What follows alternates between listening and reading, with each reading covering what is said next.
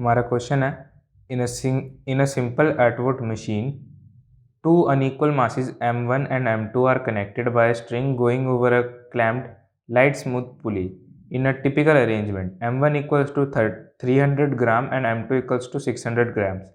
The system is released from rest. Find the distance traveled by the first block in the first 2 seconds. Find the tension in the string. Find the force exerted by the clamp on the pulley. पहले हम लिख लेते हैं हमें क्या क्या given है। m1 हमें दे रखा है 300 ग्राम्स यानी कि 0.3 kg। ठीक है, m2 हमें दे रखा है 600 ग्राम्स यानी कि 0.6 kg और हमें टाइम कितना दे रखा है यहाँ पे 2 सेकेंड्स का। अब हमें बोला कि find the distance travelled by the first block in the first 2 seconds, यानी कि जो हमारा ये फर्स्ट ब्लॉक है इसका हमें डिस्टेंस निकालना है कि ये पहले 2 सेकंड्स में कितना डिस्टेंस ट्रैवल कर लेगा। अब डिस्टेंस निकालने के लिए हमें क्या करना पड़ेगा, हमें एक्सेलरेशन निकालना पड़ेगा। एक्सेलरेशन कैसे निकालेंगे, अब देखो इसमें अगर मैं लिखूं, एक तो इस पर टेंशन एक्ट कर रहेगा यहाँ पे स्ट्रिंग में। ठीक है, अब हमारा m2 जो है m2 is greater than m1। ठीक है, m2 बड़ा है तो उसकी वजह से हमारा मोशन कैसे होगा, इधर मतलब ये इस तरफ को जाएगा, मतलब इस स्ट्रिंग में एक्सेलरेशन इधर होएगा और इधर एक्सेलरेशन ऐसे होएगा। ठीक है, अब अगर मैं m1 के लिए इक्वेशंस लिखूं, पहले इसकी फ्री बॉडी डायग्राम बना लेते हैं m1 के लिए। तो टेंशन कुछ ऐसे है, ये m1g, ठीक है, और एक्सेलरेशन यहाँ ऊपर की तरफ है। इसके लिए अगर मैं इक्वेशन लिखूं तो ये होएगा t minus m1g equals to m1a। इसको मैं फर्स्ट इक्वेशन मान लेता हूँ। अब m2 के लिए अगर मैं लिखूं तो t इक्वल्स टू m2g और एक्सेलरेशन हमारा इस डायरेक्शन में। यहाँ पे अगर मैं लिखूं तो m2g minus T equals to कितना हुआ m2a। ये हो गया हमारा सेकंड इक्वेशन। ठीक है, ये आ गया हमारा सेकंड इक्वेशन। अब क्या करेंगे, अब हमें एक्सेलरेशन निकालना है तो क्या करेंगे, फर्स्ट और सेकंड इक्वेशन को ऐड कर देंगे। तो ऐड करके क्या आएगा हमारा आएगा m2g minus m1g equals to m1a plus m2a, है ना। ये t से t तो कट जाएगा। उसके बाद यहाँ से m2 माइनस m1g कॉमन आ गया इनमें से और इधर से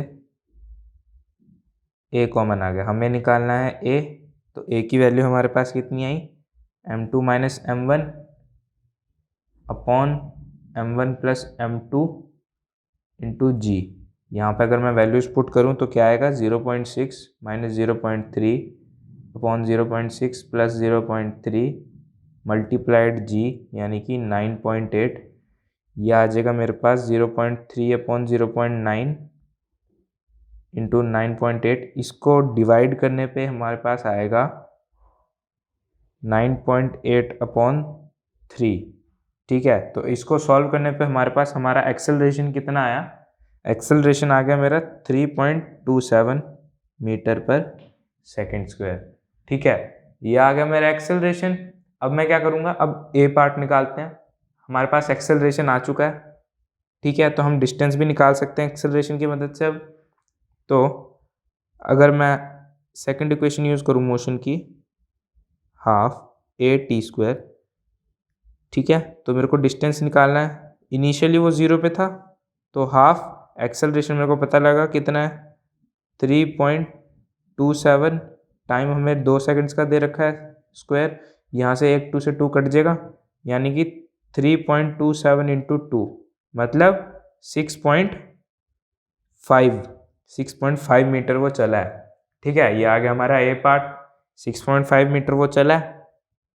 अब बी पार्ट में क्या बोला है, हमें बोला है फाइंड द टेंशन निकालना है। तो मैं अगर ये क्वेश्चन ले लूँ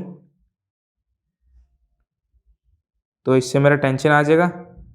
टेंशन क्या आएगा, m1g प्लस ए यानी कि 0.3 9.8 प्लस 3.227 मतलब इसको ऐड करके मल्टीप्लाई करने पे कितना आएगा 3.9 न्यूटन्स। ठीक है, ये आ गया मेरा टेंशन इन द स्ट्रिंग। अब मेरे को क्या बोलना है, मेरे को क्या निकालना है, find the force exerted by the clamp on the पुली। यानी कि ये सी पार्ट है, ये हमारा क्लैंप था और ये पुली था, ठीक है।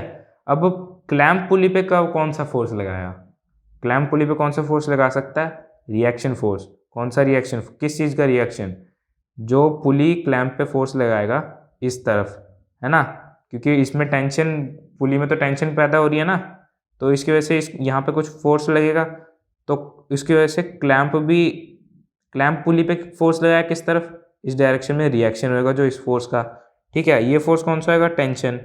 ये टेंशन कौन सा, ये जो टेंशन होगा, ये जो फोर्स होगा, ये दोनों स्ट्रिंग का टेंशन ऐड करने पे ये फोर्स आ जाएगा हमारे पास, जो ये वाला फोर्स होएगा, यानी कि 2T।